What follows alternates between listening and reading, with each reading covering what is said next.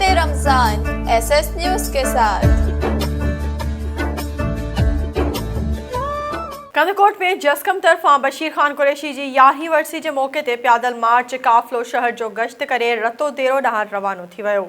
जस्कम जसाब जे अॻवाननि वली ॾिनो सब्ज़ोई देशी एजाज मलिक रूपलो बाजकाणी हफ़ीज़ सिंधी बिशाम बाजकाणी ऐं ॿियनि जी अॻवानी में हथनि में बैनर ॻाढ़ा झंडा खणी शहर जो गश्त कयो। उन मौके ते अॻवाननि चयो त धरती जे हक़नि जे हासिलात ऐं आज़ादी जे जिदोजहद जे इश्क में जस्कम चेयरमैन खे शहीद कयो वियो। संदसि भाउ शहीद मक़सूद खान कुरैशी ऐं मरकज़ी अॻवान सलमान वधू जो सड़ियल लाश ॾिना विया। हुननि चयो त अॼु अज़ीम लीडर शहीद बशीर खान जी वरसी में पैदल मार्च कंदे शिरकत लाइ रवाना थी रहिया आहियूं। हालाणी में पसंद जी शादी कंदड़ नारी खे अगवा करण जी कोशिश, मुड़ुस जे पहुचण ते औरतूं फरार थी वयूं।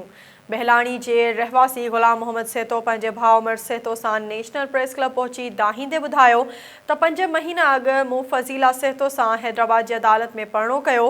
मुंहिंजी ज़ाल वकील अल्ताफ़ जी साली आहे जंहिं मुंहिंजे मथां अॻु बि 3 कूड़ा केस दाख़िल कराया। हुन चयो त अॼु वकील अल्ताफ़ सेतो पंहिंजी कार में ॿिनि नामालूम माण्हुनि ऐं 3 औरतुनि खे मुंहिंजी ज़ाल खे अगवा करण जी कोशिश कई ऐं जीअं पहुतसि त जवाबदार फरार थी विया। हुन चयो त असांखे अल्ताफ़ सेतो मां असांखे जान जो ख़तरो आहे। हुन मुतालबो कयो त असांखे तहफ़्फ़ुज़ फ़राहम कयो वञे। जाती में असिस्टेंट कमिश्नर वधीक अघु वठण तां 8 मुनाफ़ेख़ोर वापारियुनि खे जेल उमाणे छॾियो आहे। असिस्टेंट कमिश्नर जाती मोहम्मद इमरान पठान रेवेन्यू अमले ऐं पुलिस नफ़री सां गॾु जाती शहर में किरियाना फ्रूट मुर्गी समेत ॿियनि दुकाननि ते छापा हणी वधीक अघु वठंदड़ 8 मुनाफ़ेख़ोर वापारियुनि खे 7 ॾींहंनि लाइ जेल उमाणे छॾियो। असिस्टेंट कमिश्नर शहर जे केतिरनि ई मुनाफ़ेख़ोर वापारियुनि खां ॾंड पिणु वसूल कया विया। उन मौके ते असिस्टेंट कमिश्नर जाती मोहम्मद इमरान चयो त रमज़ान मुबारक जे बाबरकत महीने दौरान रमज़ान ऑर्डिनेंस ते अमल न कंदड़ मुनाफ़ेख़ोर वापारियुनि ख़िलाफ़ कार्रवायूं जारी आहिनि। अवाम जो रत चूसींदड़ मुनाफ़ेख़ोरनि खे कंहिं बि सूरत में बख़्श न कयो वेंदो। डोकरी में प्राइमरी स्कूल में फर्नीचर जी खोट सबबि ॿार ज़मीन ते वेही तालीम पढ़ाइण ते मजबूर आहिनि। ॻोठ ओठवाल खोखर में फर्नीचर जी खोट सबबि शागिर्द ऐं शागिर्दियाणी पट ते वेही तालीम पिराए रहिया आहिनि, जंहिं सबबि शागिर्दनि खे पढ़ाई में सख़्तु ॾुखियायूं पेश अची रहियूं आहिनि।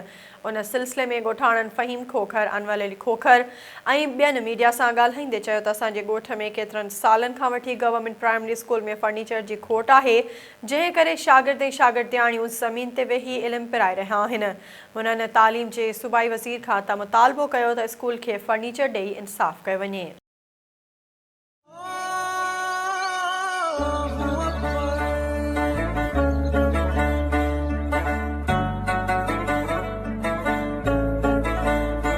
रहमत रमजान एसएस न्यूज के साथ।